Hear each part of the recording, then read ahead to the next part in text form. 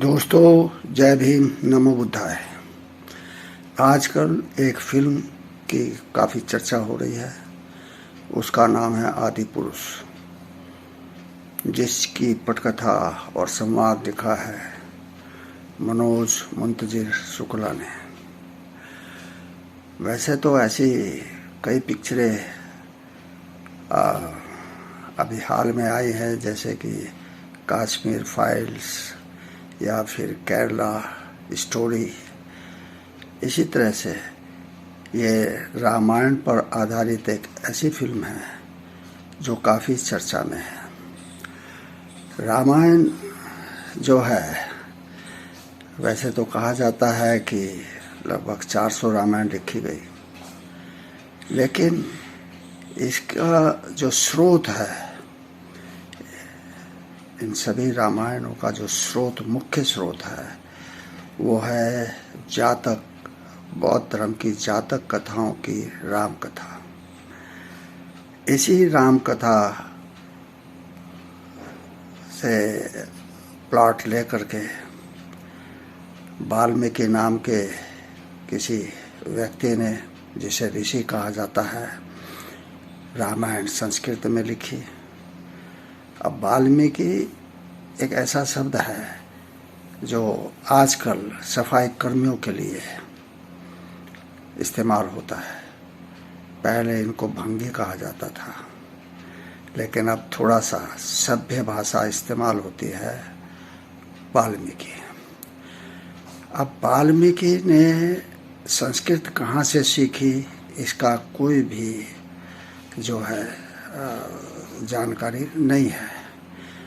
वैसे तो रामायण में कहा गया है कि जब एक ब्राह्मण के बच्चे की मौत हो गई तो राम के दरबार में गया और उसने वहाँ पर राम को कहा कि तुम्हारे राज्य में पाप बहुत बढ़ गया है। राम ने पूछा कि पाप क्या बढ़ गया? बोले, मेरे बेटे की डेथ हो गई है, जबकि उसे मुझे कंधा देना चाहिए था, लेकिन अब मुझे उसको कंधा देना पड़ रहा है, तो ऐसा क्यों? तो राम ने पूछा कि बताओ क्या कारण हो सकता है। उन्होंने कहा कि एक शूद्र जो है तपस्या कर रहा है, वो लोगों को ज्ञान दे रहा है, तो इसी वजह से पाप बढ़ रहा है। राम उस ब्राह्मण को लेकर के सम्मुख ऋषि के आश्रम में जाते हैं और तपस्या में रत उस शंभुक नामक व्यक्ति का सिर धड़ से अलग कर देते हैं। ना तो उसे अपना पक्ष रखने का मौका दिया, ना उसे अपने बारे में कोई सफाई देने का अवसर दिया, और सर धड़ से अलग कर दिया। तो यह है राम का चरित्र। अब ये जो इस तरह से जो एक मिथकीय कथा जो है लिखी गई है रामायण, और वो भी संस्कृत में, और उसको लिखा है वाल्मीकि नामक शूद्र ने। ऐसा कहा जाता है कि वाल्मीकि जो है वो सफाई कर्मियों के आदि पुरुष हैं। वैसे इस फिल्म में आदि पुरुष किसको कहा गया है ये स्पष्ट नहीं है। हो सकता है ये राम के बारे में हो, लेकिन असल में आदि पुरुष जो है वो वाल्मीकियों का आदि पुरुष है, जिसे वाल्मीकि कहा जाता है, जिसने रामायण की रचना की। बिना संस्कृत को पढ़े, उसके बारे में कोई जानकारी नहीं, कोई प्रमाण नहीं है कि उन्होंने संस्कृत कहाँ से सीखी। तो इसी तरह से अनेक जो है रामायणें लिखी गई हैं। खैर, अब इसे क्या कहा जाए, क्योंकि अब तो आदि पुरुष एक राम कथा पर आधारित, रामायण पर आधारित एक पिक्चर रिलीज़ हो चुकी है। और रिलीज़ होने से आपको पता है कि भाई उससे पहले जो है इसका सर्टिफिकेट लिया जाता है सेंसर बोर्ड से। उसके लिए मनोज मुंतजिर शुक्ला ने जितने भी 5 भाजपा के विधायक, ये मुख्यमंत्री थे, उन सब से संस्तुति कराई और प्रमाण पत्र लेकर के फिल्म को रिलीज़ कर दिया। अब अगर इस फिल्म में ऐसी भाषा इस्तेमाल होती है जो कि आजकल बोली जाती है, और आजकल के जितने भी विधायक हैं, मंत्री हैं, सांसद हैं, यहाँ तक कि प्रधानमंत्री भी ऐसी अनगढ़ भाषा इस्तेमाल करते हैं जो शोभनीय नहीं होती है, तो खैर इस फिल्म में तो ऐसा नहीं है, ऐसी कोई अशोभनीय बात नहीं है। हाँ, बात जो है बोलचाल का जो लहजा है वो थोड़ा अनपढ़ों वाला है। अब ये तो आप देख रहे हैं कि इस फिल्म की पटकथा और संवाद हमारे पंडित जी ने लिखी है, मनोज शुक्ला ने। अब चूंकि पंडित लोग जो है भाई वो तो श्रद्धेय माने गए हैं, इस पृथ्वी पर देवता के समान उनका दर्जा है, तो अब उनके बारे में कोई इस तरह उनके ऊपर दोषारोपण करे ये तो सही बात नहीं है। क्योंकि देखो, ब्राह्मण तो सभी तरह के जो है लांछन से मुक्त हैं। ये कहा है ना तुलसीदास ने, पूज ही विप्र ज्ञान गुण ही ना।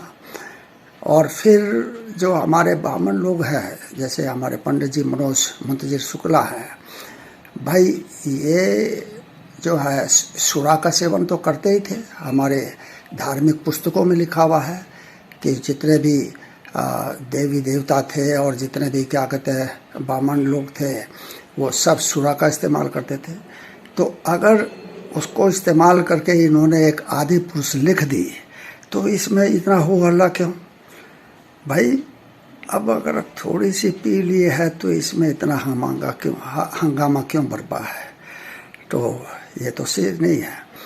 तो आप ये देख रहे हैं कि ये जो पिक्चर है, हालांकि एक आम जो है मिथ के ये फिल्म है और भाषा उसकी थोड़ी सी अश्लील है। हमारे अब पंडित जी ने लिखी है तो फिर उसमें श्लील और अश्लील तो हमें समझना नहीं चाहिए, क्योंकि हमारे धर्म ग्रंथों में जो पंडितों ने लिखी है, जो ब्राह्मणों ने लिखी है, उसमें इतनी अश्लीलता है, इतनी भयानक अश्लीलता है कि आप अगर पढ़ेंगे तो आश्चर्यचकित होंगे कि भाई ये धार्मिक पुस्तक है या काम शास्त्र है। तो जब ऐसी पुस्तकें पहले लिखी गई और ऐसी फिल्म अगर आज यहाँ प्रदर्शित हो रही है तो इसमें बुरा मानने की क्या ज़रूरत है?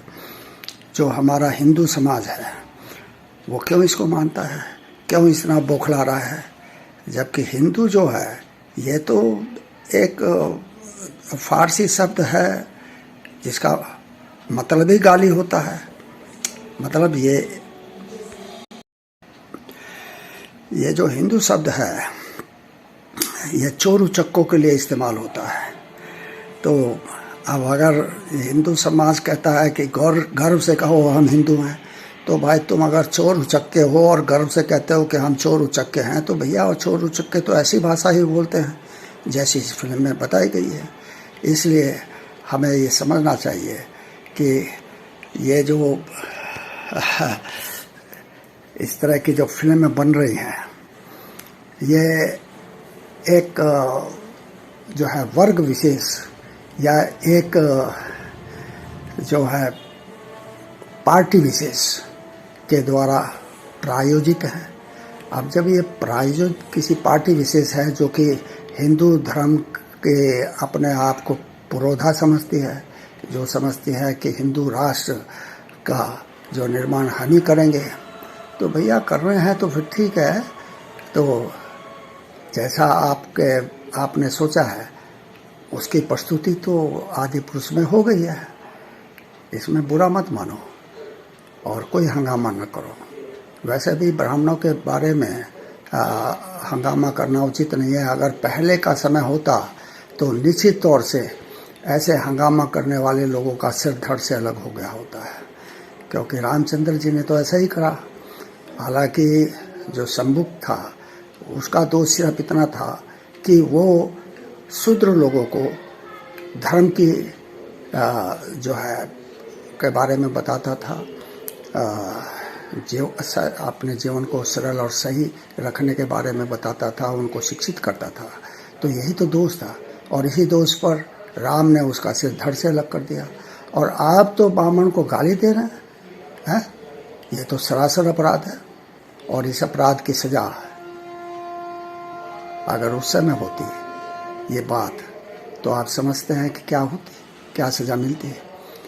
ये तो शुक्र है कि बाबा साहब का जो संविधान लिखा गया है उसमें ऐसी कोई जो है सजा नहीं है कि अगर आप ब्राह्मणों को गाली देंगे तो आपको ये सज़ा मिलेगी, ऐसा कुछ नहीं है।